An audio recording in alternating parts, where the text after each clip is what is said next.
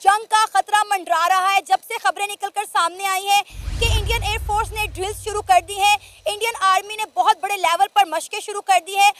मतलब कि भाई साहब कोई बहुत ही बड़ी भाई साहब प्लानिंग की जा रही है। मतलब कि भाई साहब अब आप देखो 40,000 एयरफोर्स की स्पेशल कमांडोज को बॉर्डर पर पहुंचाना। इंडिया की तैयारी बहुत ही ज़बरदस्त है और ये तैयारी की कुछ हमारे सामने जो एग्जाम्पल्स हैं वो ऐसे आई हैं कि कहा यह जा रहा है कि Indian army and Indian navy and Indian air force flexed military muscle.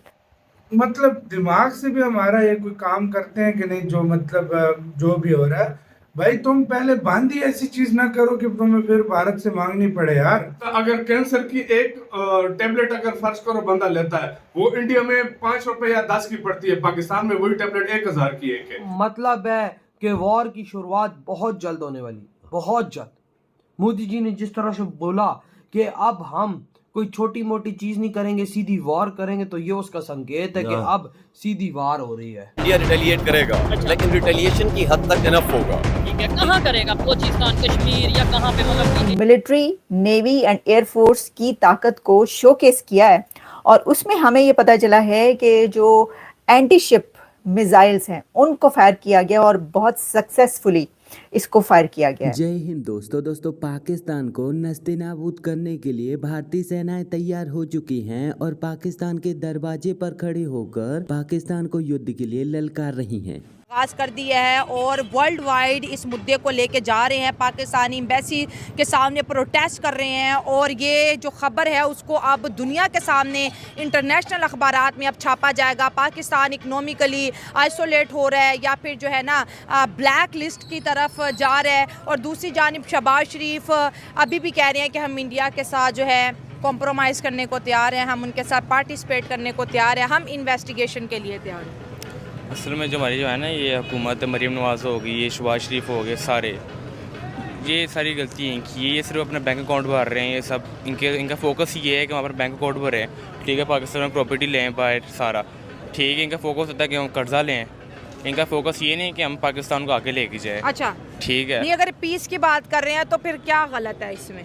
गलत ये मरीम नवाज शहबाज सारे गलत ये हैं, ठीक है। पाकिस्तान में हो क्या रहा है, कर्जा लेते हैं, अपना बैंक अकाउंट भरते हैं, निकल जाते हैं बाहर। अच्छा, दरअसल पाकिस्तान आज के समय पूरी तरह से बर्बादी के मोड़ पर आ चुका है। भारत सरकार ने पाकिस्तानियों को पानी की एक एक बूंद के लिए तरसा दिया है और पाकिस्तानियों को पूरी तरह से भारत में बैन कर दिया है। पाकिस्तानी कह रहे हैं कि भारत सरकार ने हमें पूरी तरह से बर्बाद कर दिया है और अब हम कभी भी अच्छा इलाज करवाने के लिए भारत नहीं जा पाएंगे और न ही पढ़ाई करने के लिए, रोजगार पाने के लिए भारत जा पाएंगे। पाकिस्तानी सरकार भी बहुत ही ज्यादा डरी हुई है, परेशान है और वो तिल मिला रही है कि भारत कहीं हम पर बहुत ही बड़ा आक्रमण ना कर दे, क्योंकि भारतीय सेनाएं पूरी तरह से तैयार हो चुकी हैं और पाकिस्तान के दरवाजे पर खड़े होकर पाकिस्तान को युद्ध के लिए ललकार रही हैं। पाकिस्तानी जानते हैं कि हम एक भिखारी कौम है, हमारे यहाँ खाने पीने को नहीं है और अगर ऐसे में भारत हमारी पिटाई शुरू कर देता है तो दुनिया का कोई भी देश हमें भारत से बचाने के लिए नहीं आएगा और कोई भी देश भारत के फैसले में उसे नहीं रोकेगा। पाकिस्तानी नेता डरे हुए भारत को अकड़ दिखाने की कोशिश कर रहे हैं और पूरी दुनिया को बीच बचाव करने के लिए एकत्रित करने की कोशिश कर रहे हैं और इसका कारण ये है कि पाकिस्तानी सोच रहे हैं कि अगर कल के दिन भारत हमारी पिटाई शुरू कर देता है तो दुनिया का कोई और देश बीच में आकर हमें बचा लेगा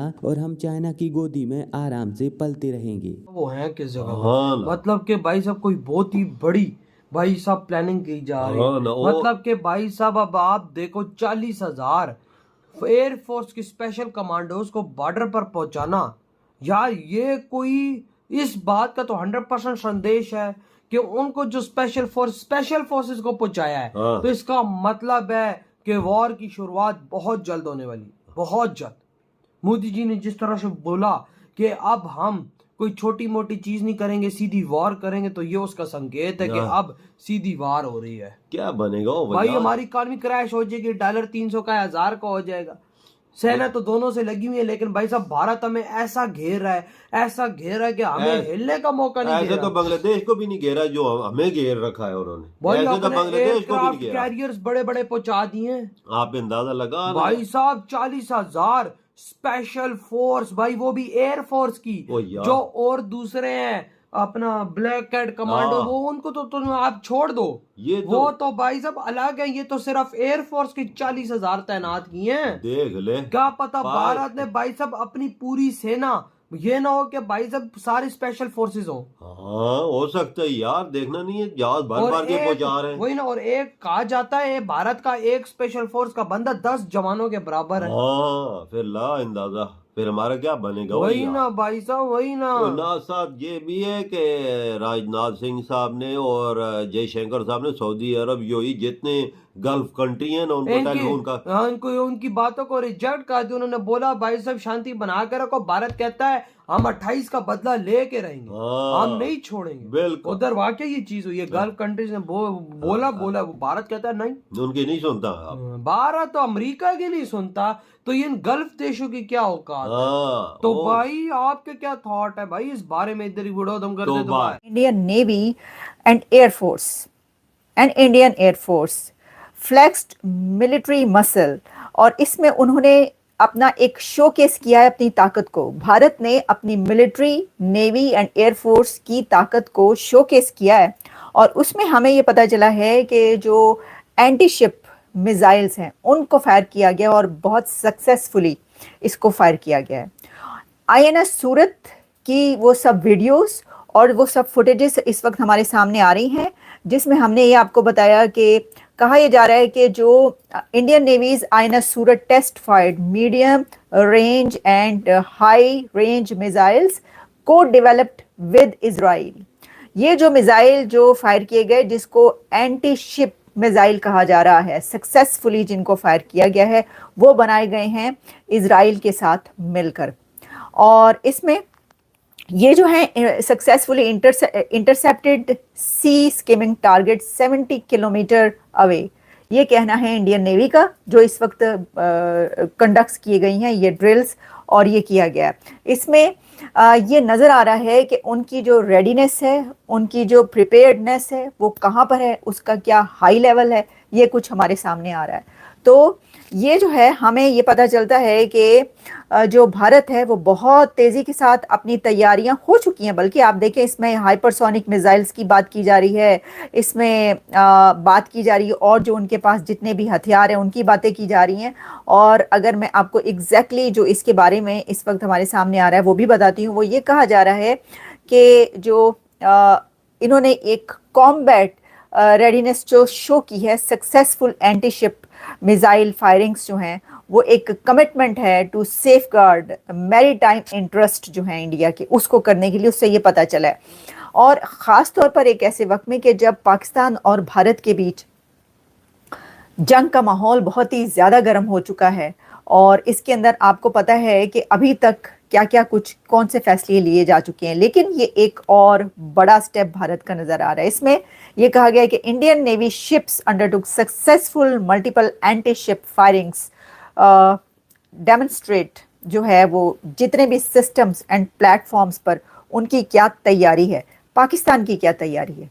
क्या इसके बाद पाकिस्तान की तरफ से जो है वो सिर्फ जो पॉलिटिशियंस हैं वो ये कहेंगे कि हम पौ भर के बम मारेंगे, या हम हमारे पास न्यूक्लियर है, हम भी न्यूक्लियर पावर हैं, तो ज़रा डर कर रहें हमारे साथ, सिर्फ वही बातें होती रहेंगी, या कोई ऐसी तैयारी जो है वो भी सामने नज़र आएगी। वैसे तो मैं किसी की भी ऐसी तैयारी या हथियारों की दौड़ या जंग के खिलाफ हूँ, लेकिन क्योंकि अब ये हालात और माहौल ऐसा बन चुका है, तो फिर तो दोनों कंट्रीज़ जो हैं, जो भी आमने सामने हो, उनका अपना वो दिखाना पड़ता है। अच्छा, अब जहाँ पर ये है वहीं पर एक और ख़बर हमारे सामने आ रही। ये तो हमने बता दिया कि आईएनएस सूरत और उनके जो नेवी, एयरफोर्स एंड मिलिट्री वो कैसे अपने मसल्स फ्लेक्स कर रही है और शो कर रही है और दिखा रही है। साथ ही उन्होंने एक और काम जो किया कि JNK में, जम्मू एंड कश्मीर में, उन्होंने 6 दहशतगर्दों के घरों को मस्मार कर दिया, डिमोलिश किया है, और उनको आग लगाई है वहाँ पर उन घरों को। और कहा यह जा रहा है कि ये वो दहशतगर्द थे कि जिनको जो बाद में रेक्टिफाई किए गए, डिटेक्ट किए गए, और उनके घरों तक फिर पहुंचा गया, और उसके बाद उनको वहाँ पे डिमोलिश किया गया। जो पूरी वैली है उसके अंदर एक बहुत बड़ा सर्च ऑपरेशन किया गया है और उसमें ढूंढ ढूंढ के दहशतगर्दों को पकड़ा गया है और उनको फिर गिरफ्तारियां हुई हैं और जिन दहशतगर्दों के ने इसमें हिस्सा लिया या जो